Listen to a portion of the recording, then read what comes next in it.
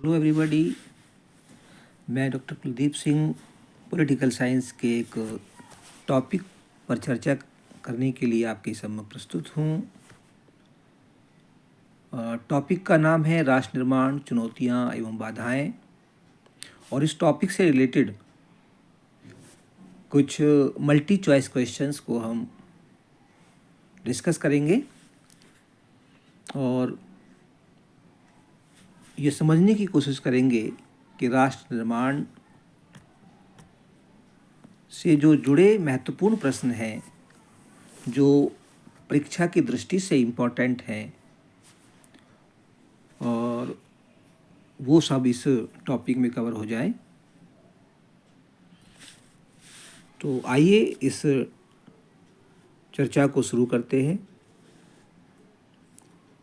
जैसा कि मैंने बताया कि चर्चा का टॉपिक है राष्ट्र निर्माण की चुनौतियाँ, चैलेंजेस of nation building.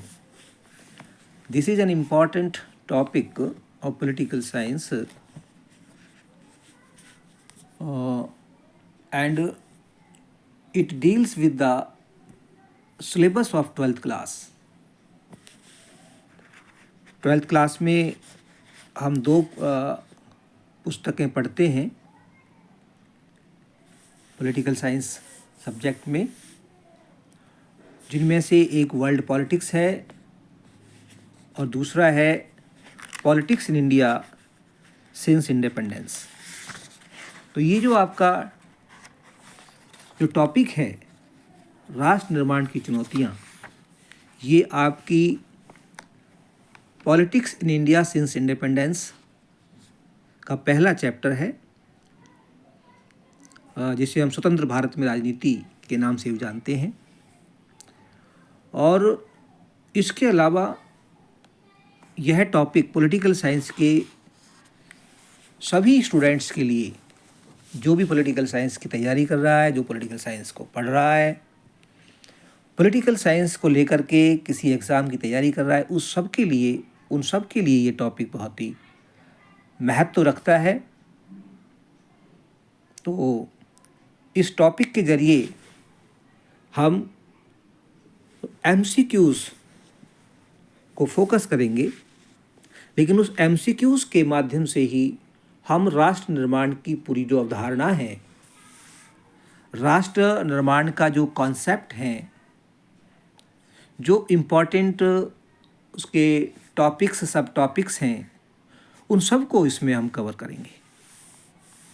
तो मैं चर्चा को शुरू करता हूँ पहले क्वेश्चन से, और क्वेश्चन है राष्ट्र शब्द की उत्पत्ति नेशियो, जिसे हम नेशन शब्द कहते हैं राष्ट्र को, उस शब्द की उत्पत्ति नेशियो से हुई है।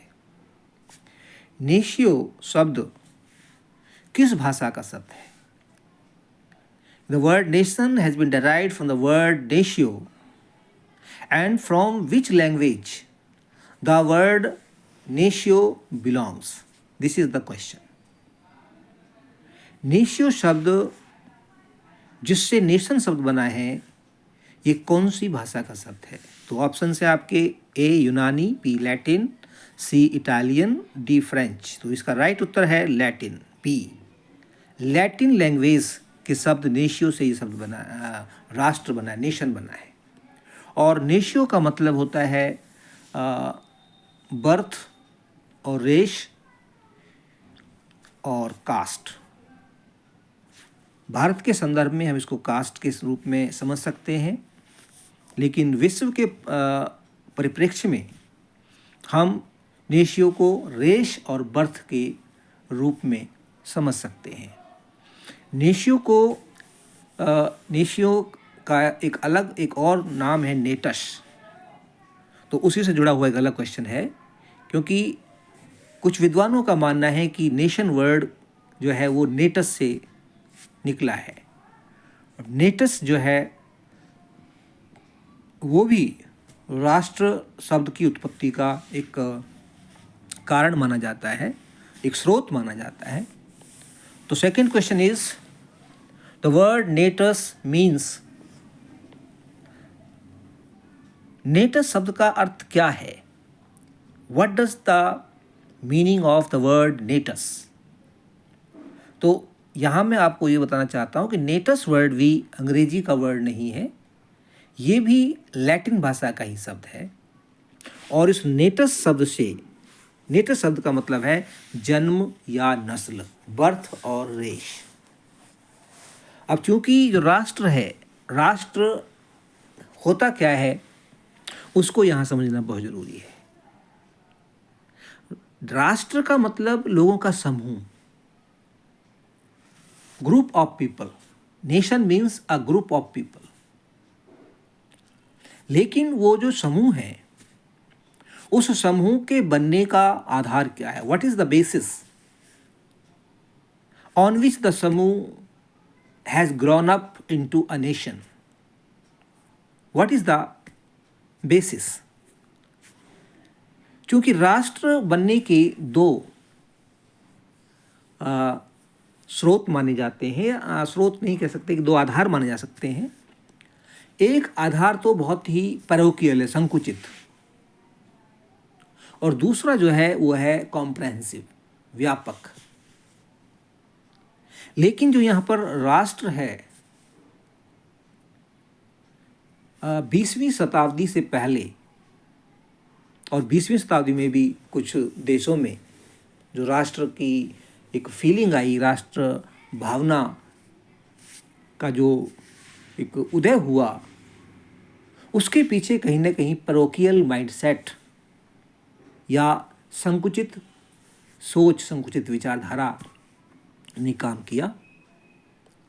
और बहुत से ऐसे राष्ट्र बने जिनका आधार पैरोकियल था, जिनका आधार संकुचित था।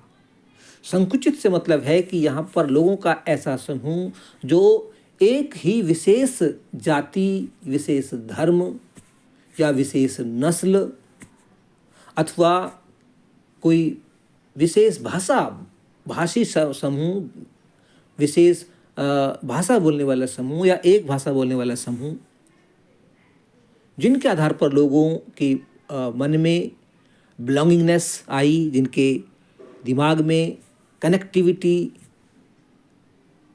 का विचार आया और उन्होंने ये महसूस किया कि हम सब एक हैं, we are all one. When we all are one, then there should be our own nation, there should be our own country। जब हम एक हैं, एक जैसे लोग हैं, एक धर्म के लोग हैं या एक भाषा बोलते हैं या एक नस्ल के लोग हैं,